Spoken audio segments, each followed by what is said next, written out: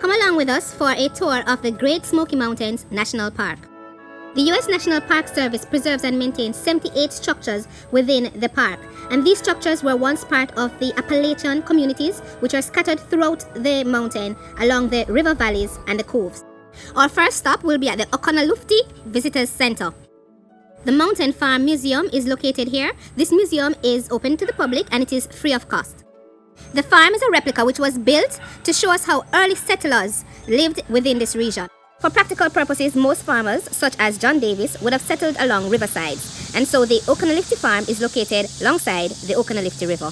This is the main house, and it would have been residence for about 6 to 7 members of the Davis family. On the right of the main building, you see a smaller house, and that house was the outhouse, latrine, or what we call today a toilet.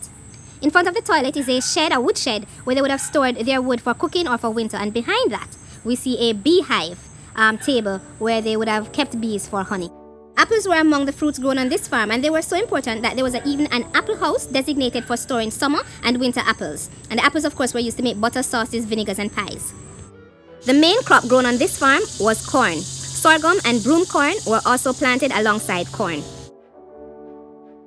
These are some of the fields in which some of the corn and the sorghum and broom corn would have been planted during the summer period.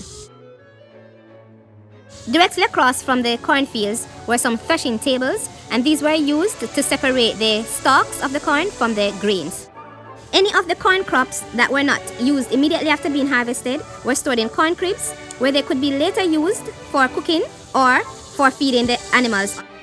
A corn sheller was used to help remove the grains from the husk, and this piece of machinery would have been used to help to harvest the corn from the field. The biggest structure on the farm was this barn. And this barn would have been used to store all the equipment that the farmer used to get his crops from planting season to harvesting and to even to take it onto the market. So in one corner, I saw many wagons. And these wagons would have been used to haul the crops around the farm, but also to take them off the farm where they would be sold to customers. The stalls were used to keep the horses during winter periods to make sure that they were kept warm and safe. And there were also overhead spaces to store hay and food for the animals. Among the livestock reared on the farm and used for food and to give protein, I saw a chicken coop, and presumably the chickens were reared not just for the meat but also for their eggs. This is a rabbit house, and it would have been used to store rabbits, which were also eaten as meat. Hogs were the main source of protein on the farm, and they were kept in what were called hog pens or hog cages, and keeping them penned up this way helped them to fatten faster.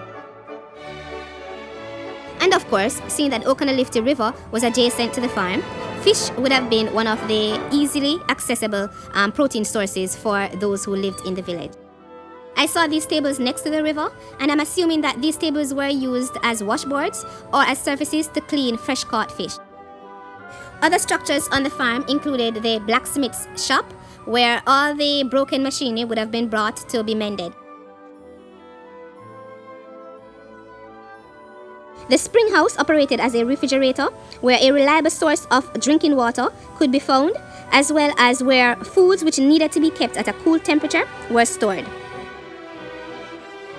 So this was our first stop on our Smoky Mountain tour, and it was fun and educational to learn how early settlers sustained themselves, how they survived and interacted with the mountains around them to actually thrive amidst what seemed to be great hurdles.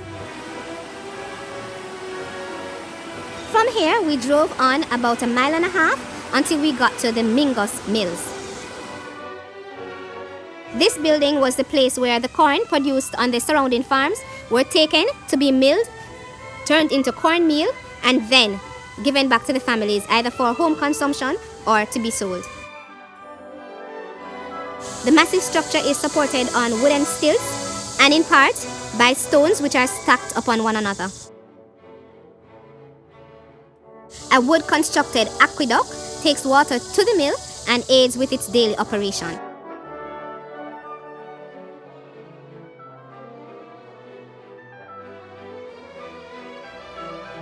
We left the Mingus Mill and continued our tour up the mountain. As we drove along, we saw pockets of fog and mist and haze, and this was on a really clear day. I can imagine what it would look like on a day that was really damp and cold.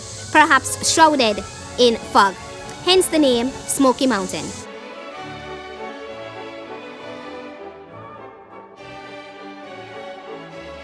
The highest point in this mountain is the Clingman's Dome. From here you can get a spectacular view of the surrounding mountain range.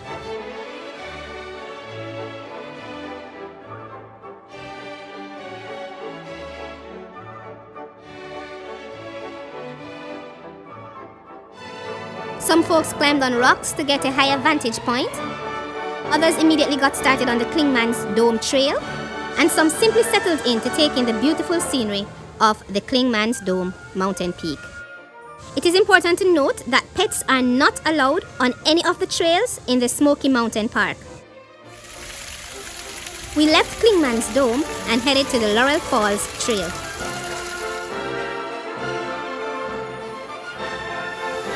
Here, many exhausted hikers get a chance to splash about in the cool, refreshing waters of the Laurel Falls.